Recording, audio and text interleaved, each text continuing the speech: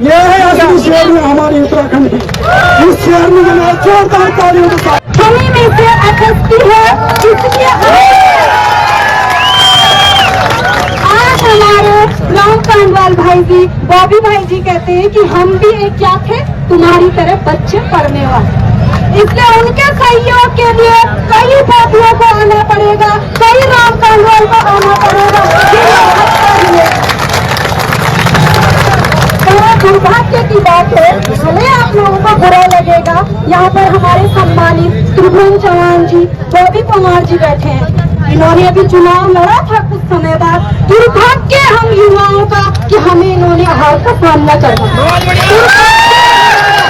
अगर लोकसभा में हमारे बॉबी भाई जी होते तो शायद से आज यहाँ पे डरने की आवश्यकता पड़ती थी। दुर्भाग्य है पूरी लोकसभा सीट का कि जिनके लिए गुरुदेव सुमन ने राजशाही खत्म करने के लिए लड़ाई लड़ी थी, आज उन्हें सिर्फ 25 जुलाई को ही क्यों याद किया जाता है? अगर वो राजशाही उन्होंने तब खत्म करने की बात करी थी तो माला राज्य लक्ष्मी शाह टिहरी लोकसभा में क्या कर रही है? बताइए ना क्या कर रही है?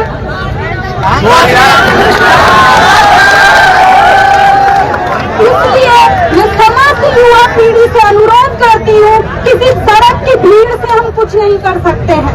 हमें घर घर जाके अपनी बहनों, अपनी माँ, सबकी सोच को बदलना होगा। चुनाव पीढ़ी को बॉबी भाई चुनाव लड़ रहे थे तो मैं अपने खर्चे से घर गई थी, तो बीजेपी के कैंडिडेट खुले आम कह रहे थे इस पे नहीं चलने वाली आज, क्योंकि समस्त गाँव वालों को मैंने कहा था कि वोट देनी है तो बॉबी भाई को देनी है।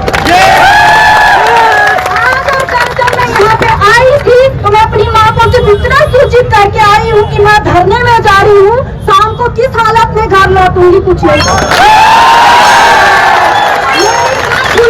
कहती है। बेटा जो तुम्हें सही लगता है करो, समझाओ अपने घर वालों को, समझाओ। कोचिंग में 15 को 2000 फीस देके सिर्फ रट्टा मार के कि टिहरी का अंतिम राजा कौन था, किसने जंग लड़ी। हम उत्तराखंड के इतिहास में 2 लोगों को पढ़ते हैं, चंद्र सिंह गढ़वाली पेशावर के लिए जाने जाते हैं, उन्होंने भी कितनी भूमिका निभाई, पढ़ने वाले बच्चे को पता होगी। दूसरा हम जानते तिलहारी कांड, चक्रधर जिया। आप लोग तय कर लो, आपको इतिहास में अगर दर्ज होना है तो किसको कॉपी करते हुए होना है? इसलिए लाइब्रेरी कल हमारे पूरे करणपुर में बेरोजगार संघ के सदस्य आए कि करणपुर चलिए, बच्चे कह रहे हैं तो वहाँ हैका ले रखा क्या बेरोजगार संघ में लड़ने का? पूरे उत्तराखंड से जितने 1.5 लाख फॉर्म भरे गए ना, उतने पूरे 1.5 लाख युवक करणपुर में रहते हैं, लेकिन बाहर निकलने के लिए तैयार नहीं हो रहे। जब शाम को करणपुर में बाहर निकलो सब्जी लेने, इतनी भीड़ होती है कि डर होता है यहाँ से गाड़ी न घुस जाए, यहाँ से गाड़ी न घुस जाए। आज कहाँ से पड़ा है युवा? परीक्षा वाली में एडिशन, नए इंटीरियर बुक के एडिशन, लेते रहो पढ़ते रहो, होना कुछ नहीं। विफल सरकार की योजनाएं पढ़ो, जमीन पे कुछ भी नहीं। इसलिए मैं निवेदन करती हूँ समस्त उत्तराखंड की युवा पीढ़ी से, मानती हूँ मैं कल बेरोजगार संघ ने बोला है कि समस्त उत्तराखंड देहरादून आई है तो जरूर कोशिश करेंगे हमें जगह जगह पे रोकने की। इससे मन में ठान लो, अगर उत्तरकाशी का नहीं पहुँच पाता है, रुद्रप्रयाग का नहीं पहुँच पाता है, अगर केवल करणपुर का भी यहाँ पहुँच जाए ना तो कल सरकार गिरने के लिए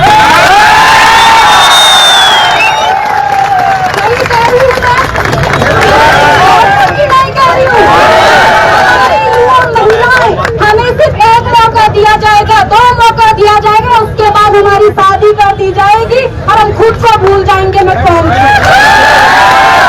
मैं झांसी की रानी भी बन सकती हूँ और मैं तीनू रोते भी बन सकती हूँ। कि हमारी मासूमियत को हमारी हम अभी भी हम चाहते हैं कि हम शासन में जाएं, शासन के बाद क्या पता हम प्रशासन में आए है, लेकिन ये तो हमें ग्रुप सी में नहीं जाने दे रही। तुम्हें क्या लगता है ग्रुप सी के पद के बाद भी अगर यही हालत रही ना किताब रख लेगी तो रजिस्टर एक ऑफिस से दूसरे ऑफिस में रिटायर हो जाओगे करते करते। अगर हम ग्रुप सी की नौकरी लगेंगे ना तो उन अधिकारियों के रजिस्टर भोगते रहो और उनके ऑर्डर का पालन करते रहो। आपने परसों कुछ दिन पहले की घटना देखी होगी, हमारे गणेश जोशी जी है ना, हमारे पढ़े लिखे डीएम कह रहे हैं कि अपने रंग ढंग ठीक कर लो। डीएम पर भी क्या आया है और एक दो कौड़ी का नेता कह रहे हैं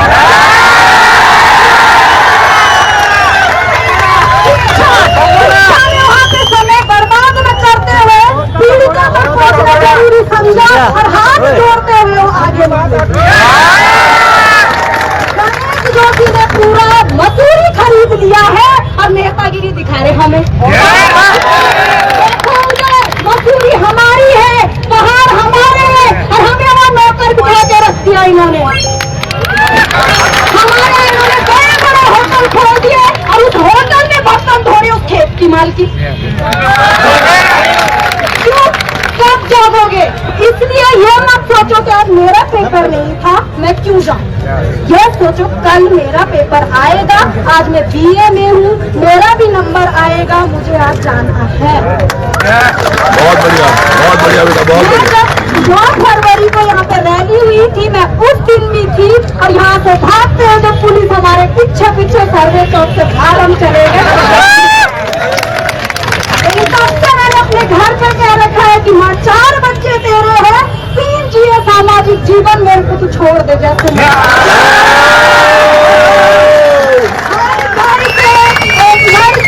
एक लड़का भाग निकलिए। आज सिर्फ उत्तराखंड को बचाने की जरूरत नहीं है, आज समस्त भारत को बचाने की जरूरत है। हमारे संविधान निर्माताओं ने बहुत सोच समझ के हमारे संविधान की रचना की थी, लेकिन आज का युवा सिर्फ आर्टिकल याद करता है। समझिए उसे, घुसिए उसमें क्या कहना चाह रहा है वो। आज बुलाने की जरूरत नहीं पड़नी चाहिए ग्राउंड में कि आइए आप सर्वे चौक तक भीड़ लगाइए, अपनी मर्जी से चलिए, रात यहाँ गुजारनी पड़े गुजारेंगे, रहेंगे, लेकिन धामी सरकार का घमंड चरम पे नहीं जाने देंगे। अखबार अभी मैं यहाँ पे देख रही थी, देख लेना उसमें कि फ्रंट पेज क्या है, हमें एक कोने में जगह दी जा रही है। क्या हमारी ये औकात है? कहते हैं युवा मुख्यमंत्री। आज अगर उनमें होता ना थोड़ा सा भी जुनून, आज युवाओं के बीच आते, तब हमें लगता है वो युवा मुख्यमंत्री खरीदा जा रहा है हमारी जमीनों को। हमसे फॉर्म भरने की फीस जब पड़ती है ना, पूरे महीने का बजट मिल जाता है हमारे। इस साल की दिनचर्या बुक नहीं खरीद पाई मैं, क्योंकि मेरा बजट फॉर्म भरने नहीं थी। अखबार पढ़ो, अखबारों में इनकी खबर, अखबार इनके चमचे। अखबारों में क्योंकि ढेर सारा पैसा फेंक रहे हैं, तो अखबार किसके चमचे हैं? इसलिए मेरा समस्त नारियों, समस्त भाइयों से नव निवेदन है, कृपया करके राम भाई का भी गला है, वो भी इंसान है, थक जाएंगे। हमारे सुरेश भाई जी यहाँ पे जो होते हैं उनका तो बैठ ही चुका है, अब वो बेचारे बोल ही नहीं पा रहे हैं। बॉबी भाई का भी गला है, हमारे सर त्रिभुवन सर का भी गला है, वो थकेगा। हर युवा बाहर निकलिए, अगर आप आज अपने लिए नहीं लड़े तो इंतजार करते रहिए कि जब चुनाव आएगा तब विज्ञापन आएगा, पेपर होगा, सालों तक नकल चलती रहेगी।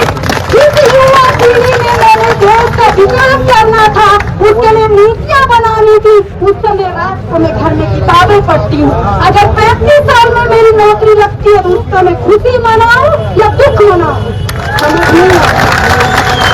इसलिए सभी सहपाठियों से मेरा नर्म निवेदन है कि प्लीज अगर अब भी, क्योंकि इतनी भीड़ तो मुझे लगता है डीएवी के आसपास ही ये है, समस्त देहरादून में आज नहीं पहुंच रखा है, पहले तो आज पहुंचने की कोशिश करें, वरना कल चाहे पैदल पहुंचे, गलियों से चल के पहुंचे, अगर रास्ते से विक्रम 10 रास्ते है तो गलियों से चलिए, लेकिन परेड ग्राउंड में किसी भी हालत में।